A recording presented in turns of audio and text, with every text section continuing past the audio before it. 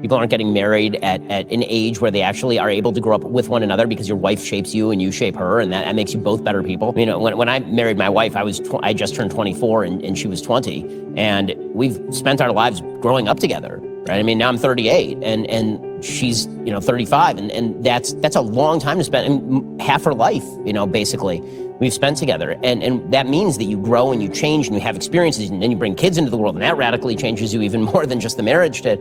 And when Jordan says that if you're 40 and single, you're blowing it, he is cutting directly against the grain of all current conventional wisdom, which is the best thing that you could do is delay marriage until you make associate at the law firm working 2,200 hours. My dad used to make a point about this. He used to say, Welcome back. It's a new day. We thank the good Lord. It's a new day. Thank God it's a new day. So good to see you. Yes, you, and you. It's me, WJ, on our channel, One Life, Many Seasons. We got something good here. This is Ben Shapiro. I must warn you, though, if you don't know who Ben is, he talks really fast.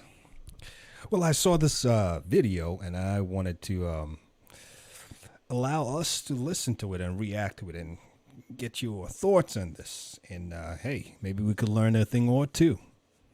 Who knows? That's why we're here, to learn from each other and grow. Why you should get married young. Ben Shapiro.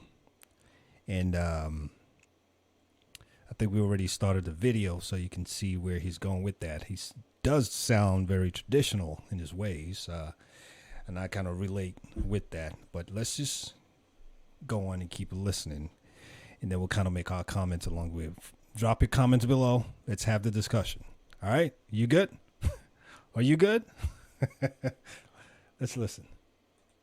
People would ask him about when to get married.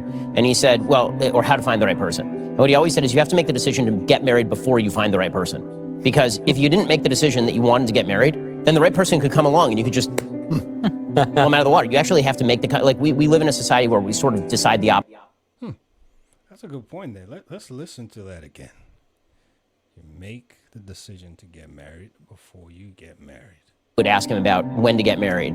And he said, well, or how to find the right person. And what he always said is you have to make the decision to get married before you find the right person. Because if you didn't make the decision that you wanted to get married, then the right person could come along and you could just pull them out of the water. You actually have to make we live in a society where we sort of decide the opposite. Say, I'll fall in love with the person, and then we'll have sex, and then maybe 4 years down the road we'll get married. We completely reversed. Yes, reversed, bastardized, whatever word you want to use. That's not the right way to do it. As a matter of fact, I've heard a lot of people say, get with someone, have sex with them, then you figure out if you want it or not. That's the wrong way to do it. That's not the way God instructs us to do it.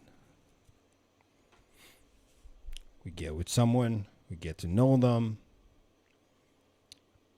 we date them, we court them, get engaged. I am not putting a timeline on it because it could happen. All that could happen in 6 months. It could happen in 2 months. It could happen in 2 years. It could happen in 3 years. However, I don't subscribe to letting it be so long. So, again, you meet someone. I believe in prayer. I believe in doing things the traditional way because it has worked, it's still working. And most traditional relationships we can see, they've lasted for so long. I did a video not too long ago about love lessons, really talking about this three couples who've had long-lasting relationships, one for 54 years, 151 years, and then 25 years. We don't really see that type of marriages in this day and age because we've gotten everything all wrong. Just like Ben was just saying here, we're doing everything in the reverse. We obviously have to meet someone, you meet them, and then the next thing is you're already in bed with them. We are better than that. Come on. We are better than that. That's not how God wants us to do it. He doesn't want us to do it that way. He wants us to do it the right way. You meet someone, you hang around them, which again called dating, stay with them for a while, get to understand if this who you want to be with. Obviously, you cannot know everything because we keep evolving. However, you spend some time. You must have, I'm hoping that you have prayed about what you're doing and sought guidance and advice from other people, whether it's if you have a pastor of your church, someone older, someone with more wisdom, just to kind of get a sense of who you're with, have some counseling. A lot of things do come up in counseling, especially when when you're dating someone, this whole love thing is going on. Sometimes you're not very objective. So you need sources around you to help you think through the process. Okay, little things or little red flags that you may ignore. They can help you see through it, which is why I, for one, I'm a fan of arranged marriage. Hang on a second before you throw those arrows at me. Just hang on a second. This is what I mean. Especially with the parents, where parents can get involved in helping their children to make the right choices. This is also why it's good to have good relations with your parents, because when the time comes for them to be able to advise and be a part of that big decision you have to make, if you've developed a good relationship with them, it makes it a lot easier. If you haven't, it makes it harder. They can see, and they're not caught up in that whole love thing you are having with your soon-to-be spouse, maybe if they qualify. So they can give you objective opinions that will help you. But again, just to go back to this for a second, about what Ben is saying, we've got it all in the reverse. This whole sex thing, sex can clog your mind. Sex is no indicator of who the right person for you to marry is. You may have good sex with them, and it may be the worst relationship ever, the most toxic. So you cannot base it on that. And God does not tell us to base it on that.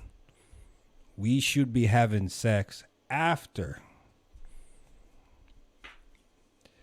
we've exchanged the vows and we've crossed the line from the day of the wedding, the day of the marriage, into the actual marriage. Stood before, God, and stood before, you may exchange your vows before your people. It could be a small crowd. It could be a bigger crowd. Once you both exchange those vows and you are now official, then you can get the benefits. And sex is just one of the benefits. There's so many, much more benefits to marriage than just sex. I think we've got this thing all twisted because of what we are constantly feeding ourselves. But let's just go back into this for a second. First, the polarity and the order of events. Look at the sitcoms from the 90s versus the sitcoms from the 60s, right? In the 60s, it was you fall in love, you get married, you have sex. You fall in love, you get married, you have sex. Now it's you have sex, and then it's really hard for you to say if you fell in love with the person, right? That's like the big move in a sitcom now is, did you fall in love? And then you never get married. The fact that my wife can still look at me as the person who, was 20. Real quick, for those... some are having this challenge today, and some are thinking about maybe that's a reason or what could be going on, why either the man or the woman you're with are not moving forward. They're just dating for so long. First of all, that's a red flag.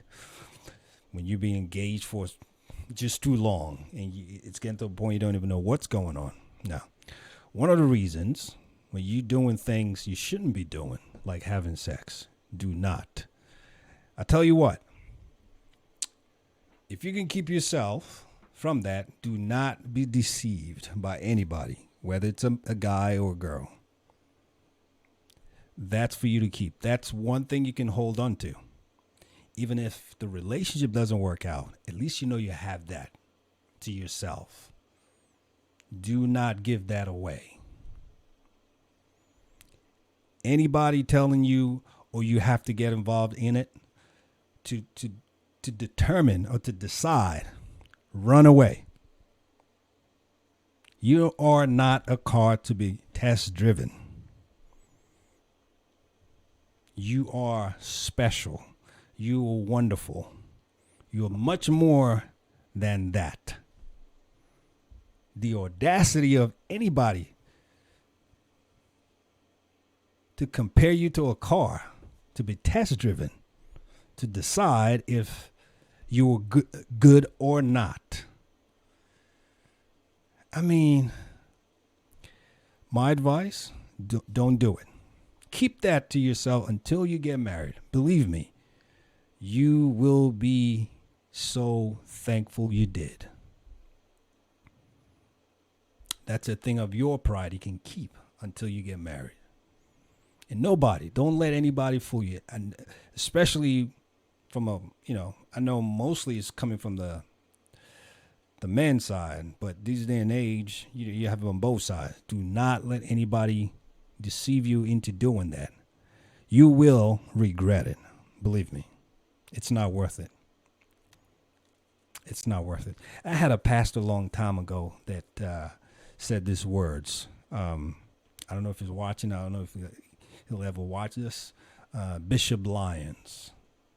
Many, many years ago, Bishop Lyons said this words about, keeping yourself until marriage. It says, the pleasure is not worth the pain. The pleasure is not worth the pain. 23 and just out of law school, and she can say, I see through all this crap, right? Like, none of this makes a bit of difference to me. Right? The person who you are is not the person who the rest of the world sees. It's the person who I've known since long before you were that to the rest of the world. That's an amazing thing. It also gives you the ability to have somebody who calls you on your bullshit, which is like an actual real thing. Once you get, to a certain level of power, people just are really, really afraid to call you on your bullshit. And having a group of people, whether it's friends or particularly your wife, who's able to do that is vital. Because if you don't have that, you spin off the rails incredibly fast. My wife tends to think in terms of the effect on the family. Right? As a man, my main thing is like, what is my effect on the world? I mean, I literally do that for a living. What is my effect on the world? What's my effect on society? What's my effect on the people who listen to the show? And so I'll try to overcommit. Okay, I want to get all these things done, right? I mean, there's so much to do before you die, right? You got to get out there, you got to travel, you got to change people, you got to do all this. And my wife will say, yes, but what about the kids? Like, do you want to be away for that night? Do you want to be able to put the kids in bed? And you do need that balance. And again, the differences between men and women are not only beautiful, they are vital. And pretending that those differences are of no consequence whatsoever, and that other alternative forms of family structure are therefore equivalent in any way at all, they're different. They're different. Yes. Ben Shapiro. First things first. I told you he talks really fast. Ben talks really fast. Why should you get married young? I mean, there's a whole lot of things you can take in so many directions there, but I think first things first for me, it just makes sense. When you're done with school, you graduated from college, you could get a job. If you want to start, better to start your family out right early. It just makes more sense, more practical. It gives you time to raise your kids. And ultimately, the kids are going to be grown and they're going to go their way. And then you can still have your time to yourself with your spouse. You should never prioritize your kids over your spouse. No, it should always be your spouse. God first, your spouse, and then the children. Because at some point, they're going to go out of their house. It's going to be just you two again. So the earlier you can start, the better. Because once they go out, you still have the rest of your life together. Young, still able to travel, do a lot of things together. So I'm a fan of that. I'm an advocate for that. I believe in that. You should do it young. And it kind of allows you to think straight and not get yourself in a whole lot of mess. Because I believe the older you get and you're not married, the more the tendency to be involved in, or to use the word, entanglements. You all understand what I'm saying. The older you get, not involved with someone, the greater the chance of being caught up in entanglements. And it makes it a lot harder to settle. And the older you get, the more you are set in your ways. And it makes it harder, even when you try to settle with someone, because you're so fixed and fixated on how you do things that it becomes making a change or adapting to the other person is a lot more challenging, which makes the relationship have more frictions. All right? So to me, I agree with Ben. Get married young. Set up the family structure since you're young. Get it out of the way. Enjoy your life. Kids go out of the house. You still have your time to yourself. Grow old together. And enjoy yourself and enjoy life. I will come back and talk more about, this. But what I would say, finally, before I go today is I definitely support, getting married young. It just makes a whole lot of sense. Like, what are you doing? And don't get caught up with the way things are happening in society today. You want to get everything all set up. I want to have this much money before I get married. I tell you what, you should do a survey or kind of talk to people that have done that, and they will tell you it doesn't make sense. It's better to grow with someone than to come in with all the made stuff that you think you want to get. I want to have all of this before I settle down. It's a totally different perspective. It's always better to grow with someone. Or you don't have to have everything to get married. You have God, you have each other, you'll figure it out.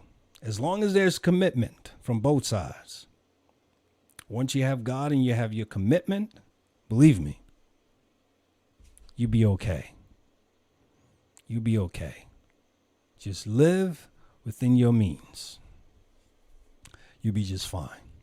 Hey, let me know what you think in the comment section below. Please drop your comments and let us have the discussions. Like I said, I'll be coming back with more pieces on this types of topic. We'll be talking more because I love and I love good relationships. If the relationship is not working, let's figure it out. How can we help?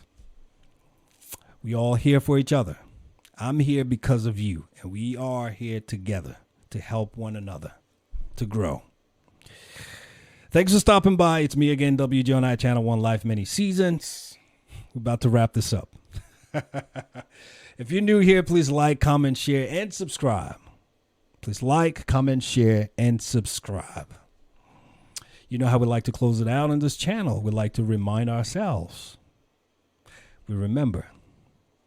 We got one life with many seasons. God bless you, and I'll see you soon. You take care now. Bye-bye.